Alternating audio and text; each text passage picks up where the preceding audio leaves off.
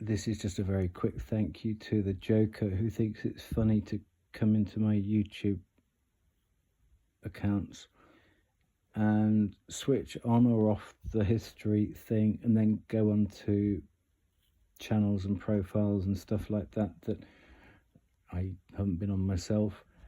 And I'm not saying this particular thing has happened recently, but leaving messages to people or putting comments from my profile on other people's channels,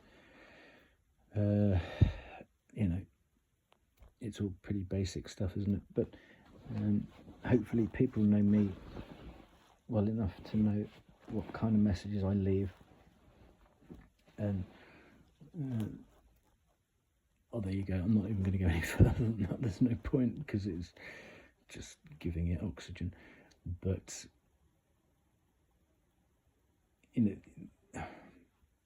there are ever more inventive ways about how to get into people's devices and how to hack their Bluetooth and then hack their cables and then this, that, the other.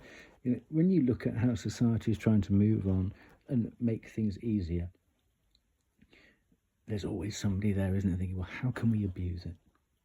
How can we get in there and hack it and get money out of it and ruin it for everybody else? What a waste of time. I mean, you have no added value. Do you ever look in the mirror and think, what added value do I bring to society or the world or energy or what have you? You're overdrawn. You're taking out, you must have a huge overdraft on this, because, just an example, because of what happened to my bank accounts, for example, I went down to the most basic bank account where my body, my face, my passport, my signature had to walk into one particular branch for stuff to happen on my account, because I couldn't trust my phones, I couldn't trust my computer, I didn't want to use an app, I didn't want to use the internet, I didn't even want to use phone banking, because I didn't want to have to say my passwords or give my information out over the phone, because I know damn well my stalky neighbour might be listening. And with a hole in the door, he could have been standing outside my door. And I thought, right, I need to strip all these conveniences right down to basic. And with somebody with chronic fatigue syndrome who finds it difficult sometimes to even get out the door because they're so tired, getting to that branch has sometimes proved difficult. Well, very funny. Well done, you.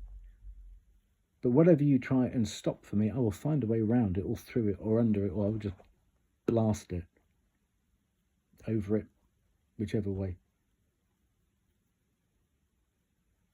But for the last almost 12 months, I haven't had the conveniences of using an app or the internet or phone banking, which has made my life much more difficult. But it's given me the security of thinking, well, the one functioning bank account that I was using, the one I was actually actively running, at least, fingers crossed, that would say there is a problem with it actually at the moment. Everything you do, there's always something. But then, never mind. I'm sure it'll come out in the wash. But that's how it sort of fenced my life in. And until I feel safe and secure with banking arrangements, that's how I'll stay. I'm used to it now. And when you see all these adverts on YouTube, it's like, oh, Mom's owe me some money, and I wouldn't trust that.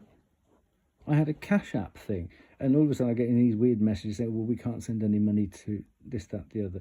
I had PayPal before, but then something went weird with that, so I got rid of PayPal. I had Cash App for about 2 weeks. I think I did about 2 transactions on it. And people say to me now, oh, give me a Cash App, give me a PayPal. I thought, I don't want it, thank you. WhatsApp was another thing. And, part of coming out of hermit mode is actually figuring out which of these apps I can trust again. On a device, can I trust? Or have the wrong people got my phone number? I mean, I don't even know anymore. You can clone SIM cards, you can do this, that, the.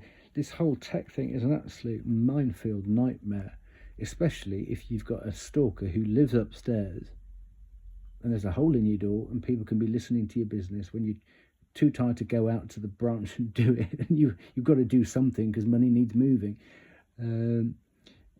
But you just have to have faith and think, well, you know what, if something goes wrong, they'll see that it was abnormal for my account to be have that kind of behaviour on my, or those kind of activities on my account. So there's only so much you can do. The thing about thieves, the thing about bullies, the thing about, predators, is that they think they've got the upper hand because they're doing it in secret. Well, not for long, because it doesn't take you long to figure out that something's going on. You just have to act stupid and pretend you don't know about it, and they'll get comfortable. Then they show their hand because they get slack, they get comfortable, they get lazy. And so you think, okay, well, I just trot through being Betty Boo, boo, boo, boo, boo, and just see what gives. There you go. Anyway, it's been difficult, but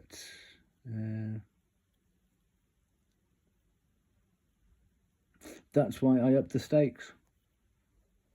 The thing is, because I don't want to live sort of hemmed in like this any longer. I would like to enjoy and experience the modern conveniences again. So yeah, I know I'm playing with fire, but as I said in the last thing, so are they. And to underestimate somebody who's got nothing to lose is it's very, very stupid action to take. And so somebody really, a bit like the Five of Pentacles in tarot, somebody who's got nothing to lose really has got nothing to lose. And, unpredictable, uncontrollable. Watch yourselves.